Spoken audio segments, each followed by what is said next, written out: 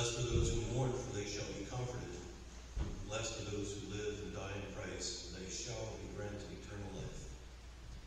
Good people, I am Reverend Michael Frady, and it's my honor to lead you in this service of remembrance and celebration for the life of June Damery.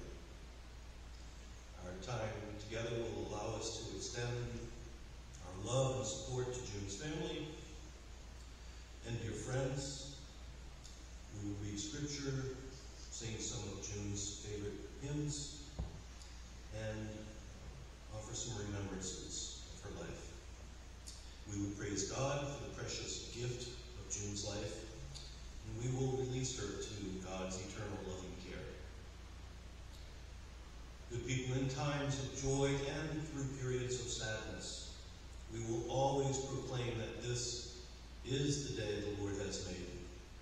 For this day and for this time together in prayer, let us rejoice and be glad in it. Please join me in prayer. Eternal God, divine Creator, we praise you for the life that you give each of us, and today we are especially grateful for the life of June Damery. June reflected your glory in the world and walked the way of Jesus Christ in her life. We thank you for the goodness she demonstrated and the joy that she radiated. We thank you for your promise of resurrection through faith in Jesus Christ, and for the blessed heavenly welcome that June has received. Bless us now and guide us with the Holy Spirit as we spend this time together in prayer, united in your love as well as our love for June. Lord, we praise your holy name. You are the fountain of all holiness, our Creator, Redeemer, and Sustainer, in this life and forevermore. Amen.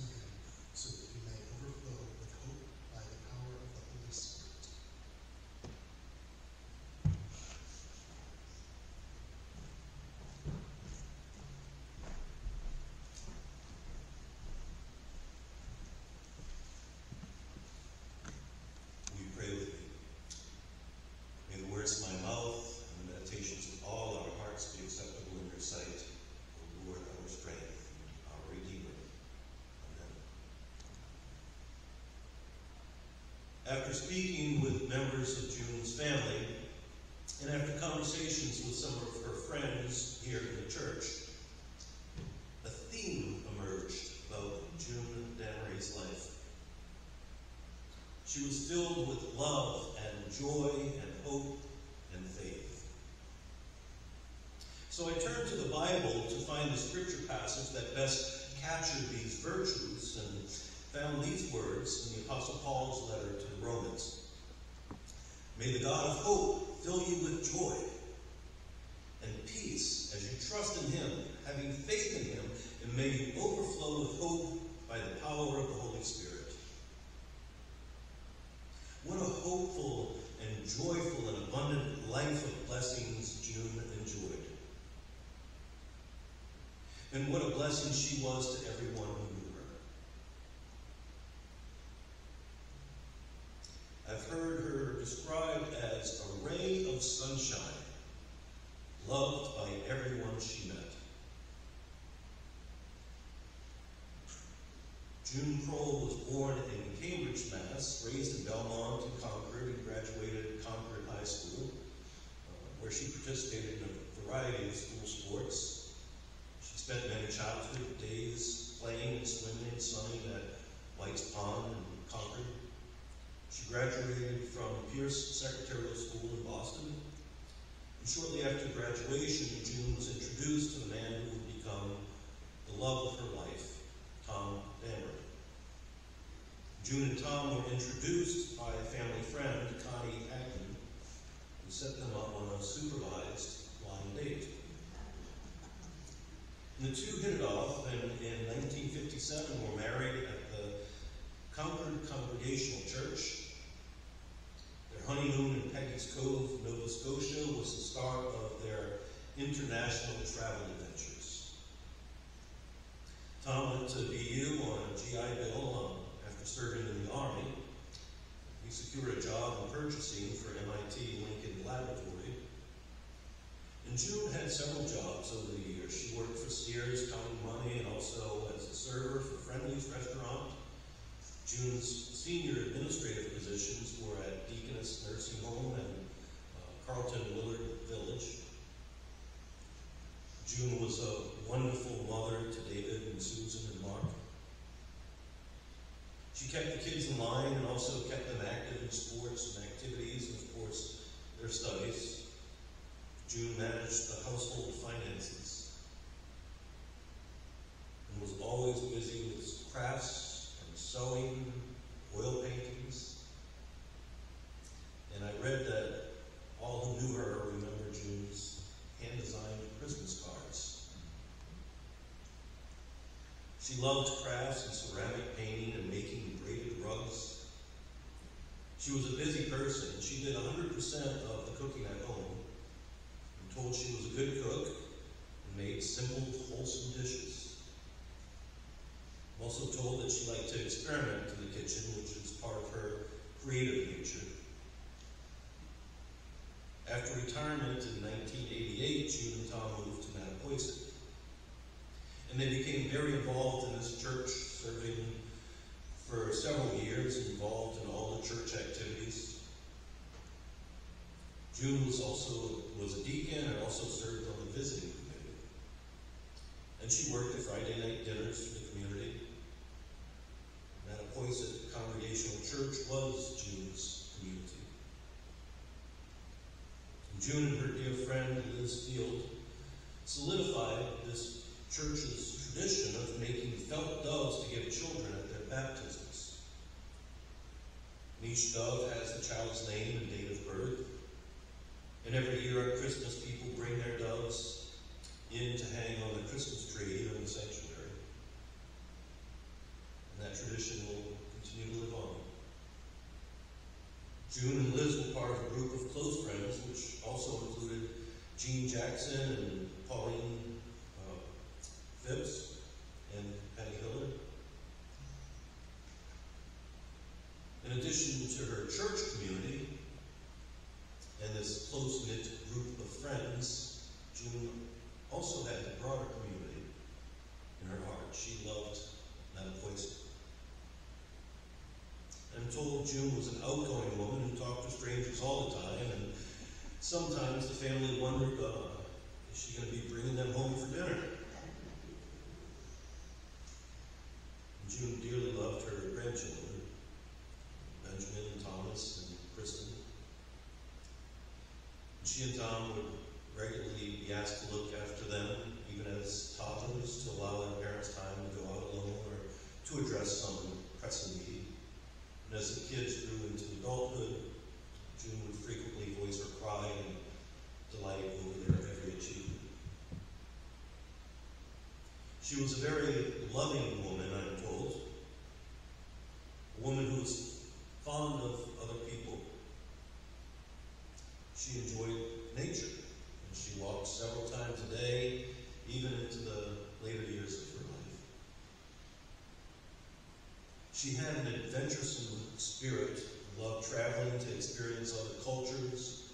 June didn't just visit places, she immersed herself in the culture of the places she went to. June was a good Christian, not only because of her participation in church attendance and her service on various boards and committees. June was a good Christian because she extended the love of Christ through her good deeds and her acts of kindness to others. She volunteered at St. Luke's Hospital in New Bedford and Penn Bay Medical Center in Rockport, Maine.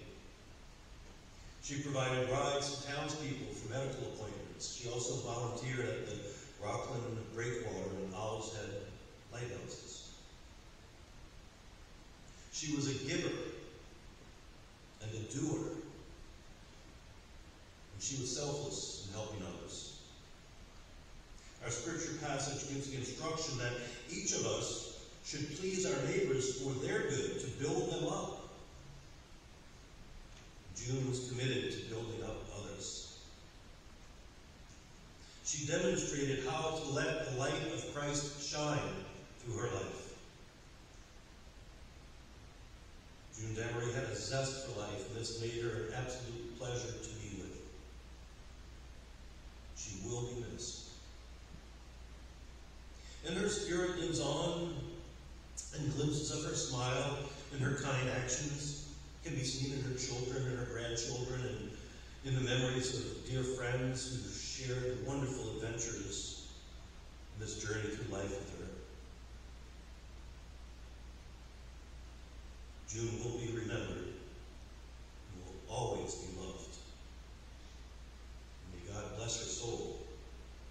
May she rest in peace. Amen.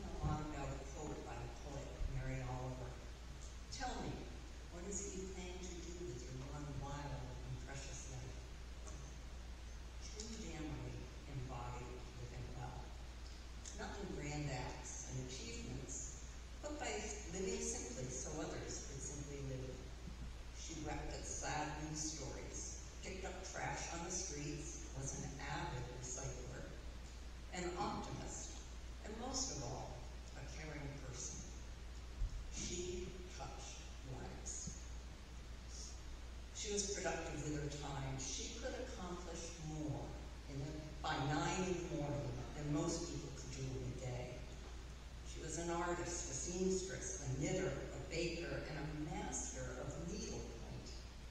She